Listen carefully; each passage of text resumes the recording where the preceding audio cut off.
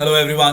बेटा बहुत टाइम से आप लोग इंतजार कर रहे थे कि सर एबीसी एनालिसिस दे दो, क्योंकि एकदम एकदम एग्जाम सर पे है और ऐसे कौन सी जगह है, कौन से टॉपिक है जिनको हम कर लें और बहुत ज्यादा अच्छे नंबर लेके आ जाए। देखो सुनो, वैसे मैं हमेशा तुम लोग को एक ही बात बोलूंगा भाई, पूरा चीज करके जाओ। ये आईसीआई है, वी डोंट नो कि किधर किधर क्या क्या कैसे कैसे चीजें आ सकती है, लेकिन स्टिल अब एकदम है ना, वो जीने मरने वाला टाइम आ चुका है एकदम कि सर पास होना है और ये है। अगर रैंक सोच रहे हो, everything you have to do, लेकिन एकदम पास होने के लाले बैठे हुए हैं ना, तो सुनो भाई, ये वाली चीजें जरूर जरूर करके जाना, मैराथन जरूर से देख लेना, उससे काफी चीजें सॉल्व हो जाएंगी। एक इंपॉर्टेंट टॉपिक की लिस्ट तुम लोग को अपलोड कर रखी है, उसके वो वाले टॉपिक्स करके जाओ, अच्छे से 60+ ला सकते हो।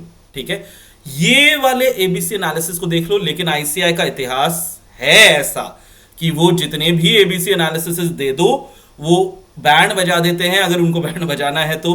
लेकिन ये मिनिमम रिक्वायरमेंट है, ये करके जाना, बस अपने आप को चेक कर लो कि ये किया है या नहीं। तो आइए बेटा, सबसे पहले अपन कैटेगरी ए पे फोकस करते हैं। मैंने थोड़ा टॉपिक वाइज भी इस पे आपको बोल दिया कि किधर किधर कैसे कैसे फोकस करना है। जैसे सबसे पहली अगर अपन बात करें तो सर जी, कैटेगरी ए की अगर अपन बात करते हैं ना, तो कैटेगरी ए के अंदर चैप्टर 1 करना ही है, क्योंकि इजीएस्ट चैप्टर है। 4 से 6 नंबर का एक क्वेश्चन हमारे एग्जाम में आएगा ही आएगा। ये हर बच्चे के पूरे पूरे नंबर आ जाते हैं, ये करना ही है, ये नंबर कहीं नहीं जाएंगे। उसके बाद चैप्टर 2 कर लो, टोटल 8 टॉपिक है और 8 से 12, 2 से 3 क्वेश्चन आते हैं बेटा, 2 तो मिनिमम आएंगे। ये चैप्टर 1 2 इजीएस्ट चैप्टर आपके सिलेबस के। इनफैक्ट 1 2 के बाद तो मैं आपको बोलूंगा चैप्टर 7 कर लेना। ठीक है, अगेन 6 एसेज हैं, 6 के 6 एसेज में से सब में सवाल बनने के चांसेस कम होते हैं, लेकिन फिर भी अगर आ भी गए तो भी 8 से 12 है और 2 से 3 क्वेश्चन यहां से भी आ जाएंगे। उसके बाद जितना हमने एमटीपीज वगैरह, आरटीपीज वगैरह जो भी पास्ट पेपर्स देखे हैं, ऐसा लग रहा है बेटा चैप्टर 4 पे आईसीआई अच्छा फोकस करता है। लेकिन चैप्टर 4 इतना बड़ा सारा है, क्या सर सारी चीजों पे फोकस करें? नहीं नहीं नहीं नहीं, ए कैटेगरी है। ए कैटेगरी है तो बेटा आपको जो उसका लास्ट पार्ट है ना, ये लास्ट पार्ट जो कहां से स्टार्ट हो रहा है, ये हमारा लास्ट पार्ट जो स्टार्ट हो रहा है SA 501 से।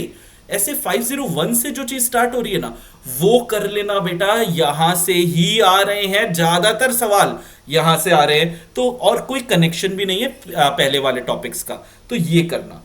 इसके बाद अगर अपन बात करें चैप्टर 8 की, चैप्टर 8 भी ऐसे देखें तो बड़ा चैप्टर है, लेकिन कारों में से एक सवाल आ ही रहा है, तो ये आपको 4 से 6 नंबर दे के जाएगा, एक सवाल तो होगा ही। और चैप्टर 11 अगेन 8 से 10 नंबर का चैप्टर है, और वो self interest, threat, professional scepticism, ऐसे 210 ये ज्यादा सोच रहा है। इनफैक्ट अगर डिफिकल्ट लगे ना, मैं आप लोग को बोल रहा हूं, वो लास्ट वाला जो है ना, element of system of quality control, SQC 1 SA 220, एक बार के लिए उसको छोड़ दो, वही डिफिकल्ट है इस चैप्टर में, और आएगा भी तो एक क्वेश्चन आएगा ना वहां से। बाकी का जो चैप्टर जो सुपर इजी बना हुआ है, उसमें से भी तो सवाल आ रहे हैं, वहां पे नंबर लेके आ जाओ। तो ये है बेटा, ये आपकी मिनिमम रिक्वायरमेंट है। अगर देखें तो 4 और 8 12 और 12 24 और 12 36 नंबर मिनिमम साइड पे, ये इतना सा करके आ सकता है। 36 नंबर जो मिनिमम साइड पे है, क्योंकि मैक्सिमम वाला भी मैंने यहां पे दे रहा है कि इतना आ सकता है, लेकिन मिनिमम साइड की बात करें तो ये तो आएगा। ठीक है, कैसे आएगा? ये आईसीआई के एमटीपीज और पास्ट पेपर्स के हिसाब से है। अगर बी कैटेगरी की हम बात करते हैं तो बी कैटेगरी में क्या क्या आ रहा है भाई? बी कैटेगरी में मैं आपको सबसे पहले बोलूंगा कि फोकस करो चैप्टर नंबर 5 पर। क्यों? चैप्टर 5 से कहीं से भी कुछ भी सवाल आ जाता है, प्लस जो है बड़ा चैप्टर जरूर है, लेकिन 12 से 20 नंबर का भी तो चैप्टर है। अगर एफर्ट डाल रहे हो तो यहां डालो, क्वेश्चन आएगा ही आएगा।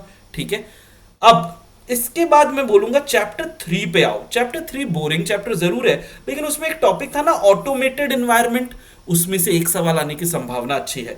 चैप्टर 4 आपने ए कैटेगरी में कर लिया, लेकिन पूरा थोड़ी किया था। अब अगर ऊपर वाला हो गया है तो आपको क्या करना चाहिए, जो उसका SA 530 है ना, सैंपलिंग, उसमें से केस स्टडी में या फिर डायरेक्ट क्वेश्चन में एक सवाल आता है। फिर चैप्टर 10 की अगर मैं बात करूं, देखो एकदम लास्ट मिनट की चीजें अगर आप कर रहे हो ना, तो स्टार्ट ही करो एडवांसेस से। जो टॉपिक है एडवांसेस, वहां से ही स्टार्ट करो। ये आपके बी कैटेगरी, क्योंकि क्वांटिटी वाइज अच्छा खासा हो जाएगा। सी में तो सर बाकी का सारा मैंने ऐसे नहीं दिया कि सब कुछ ही कर लो।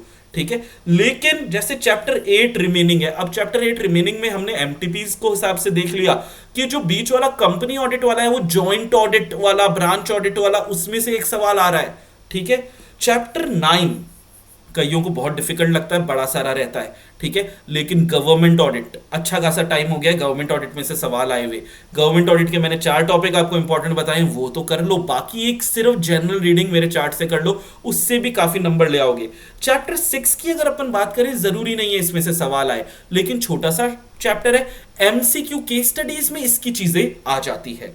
चैप्टर 3 का रिमेनिंग पार्ट जो है फिर आप करो, और फाइनली चैप्टर 4 में ऐसे 610 की अगर अपन बात करें, सारी चीज मत करना, ठीक है। वो जो इंपॉर्टेंट मैंने मार्क करवा रखा है, आपको इंपॉर्टेंट टॉपिक वाले में से मिल जाएगा, वो कर लेना। ये मिनिमम रिक्वायरमेंट्स में आपके आ रहा है। जब आप पढ़ाई कर रहे हो, इस तरीके से पढ़ाई करो। आई होप कि आप लोगों ने ना इसके स्क्रीनशॉट आप लोगों ने ले लिए होंगे। बेटा स्क्रीनशॉट उठा लो यहां से कि ये वाले चैप्टर्स हैं, ये ए का एकदम एकदम रेडी 1 2 3, फिर बी का रेडी 1 2 3। चलो, wish you all the best, इसको फॉलो करो, ठीक है। और ऑडिट में I am very very sure कि तुम बहुत अच्छे नंबर लेके आओगे। Take care.